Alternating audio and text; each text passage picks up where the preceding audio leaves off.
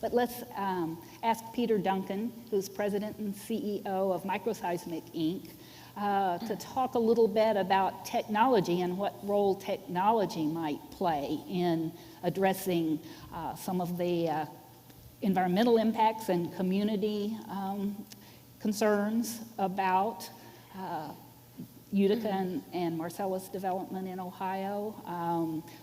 Technology actually has facilitated the development of these resources, no doubt. I think there's a role for technology to continue to play in making it work. Absolutely, Lori. Yes, and thanks very much for the question. Thank you, Governor, and thank you, Wilbur, for inviting me to participate in this historic event. I think earlier in the upstream panel we heard Karen Wright when she was asked how the community around Mount Vernon was responding. She said largely they're confused. And I think that confusion has been created in our community, all of our communities, by a campaign of fear-mongering and misinformation that's been put forward by people with their own agendas, surely. And what I'm here to convey to everyone in the audience and everyone in Ohio is that there is a technology that has been developed in the oil business that is common practice in the oil business that actually informs about this process of hydrofracking, informs about it in such a way that there can be no doubt as to where the rocks have fracked. And I will tell you, I conveyed that to the individual who made the film, should I say it, Gasland. And when I told him that there was a technology that was available, he said, really? I've been working under the premise that you can't tell where these fracks go. I should come and visit you. And I've been waiting now for 2 years and he still hasn't come to visit me. So I have a little video here. I want you to think, I want to inform you about this, what this technology is. You really need to think of it as putting a stethoscope on the chest of the reservoir.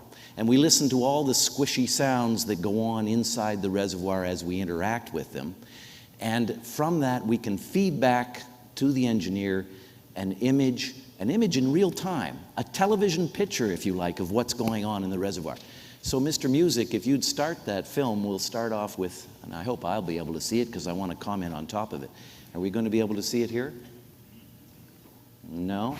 So, okay, so fracking, we're describing this, this process where a pop occurs as they break the rock, and that pop gives off a sound that we capture with this stethoscope on the surface of the earth.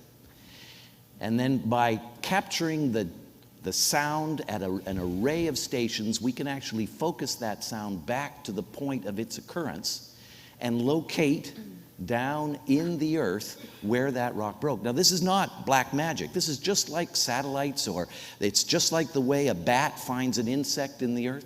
We can pinpoint to a few tens of feet exactly where the rock broke. And it's way down there below the surface.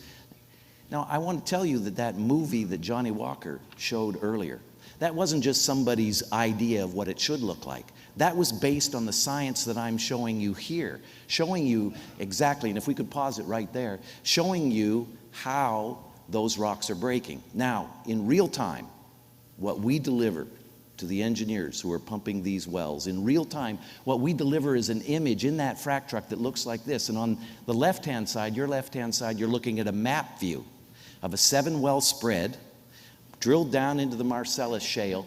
Each one of those little boxes is 500 feet. So those wells are 500 feet apart, and each one of the little colored spaces on the well is where they're going to pump a frac stage. And on the right-hand side, you're looking at a section view. Now, I want you to note that the dark lines, the thick dark lines, represent 500 feet. And the top of that diagram is still 3,500 feet below the surface, almost a mile below the surface. So if we start the film now, you will see little balls appearing. These are what we show the engineers in real time. Those little balls represent where the rock is breaking in the subsurface. The engineers use this to see where they are cracking the rock, where they're going to drain the gas, and how efficiently they're draining that gas. On the right-hand side, you'll see that those balls are confined within a couple of hundred feet of the well. They come nowhere near the surface, nowhere near where the surface water, the aquifers, are produced.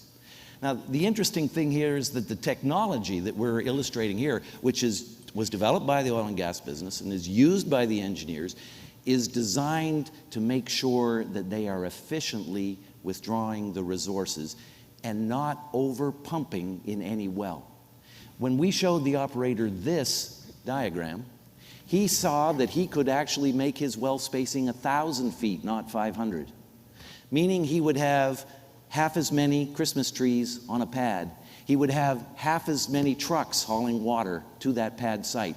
He would use half as much water to create that factory that Aubrey was talking about.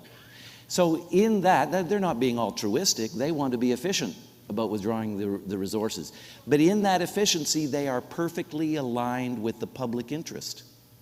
In that if they don't overpump, which they would if they used rule of thumbs, if they don't overpump, then they are using the least water, the least drilling, the least environmental impact to get the most of the resources. Perfectly aligned with the public, but most importantly, this kind of technology makes the whole process transparent. It's not a black box, it's not a secret, and no one can say we fracked where we didn't. Thank you, Lori.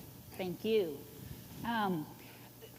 I think the opportunities here to demonstrate to people just exactly what's happening in the subsurface are tremendous.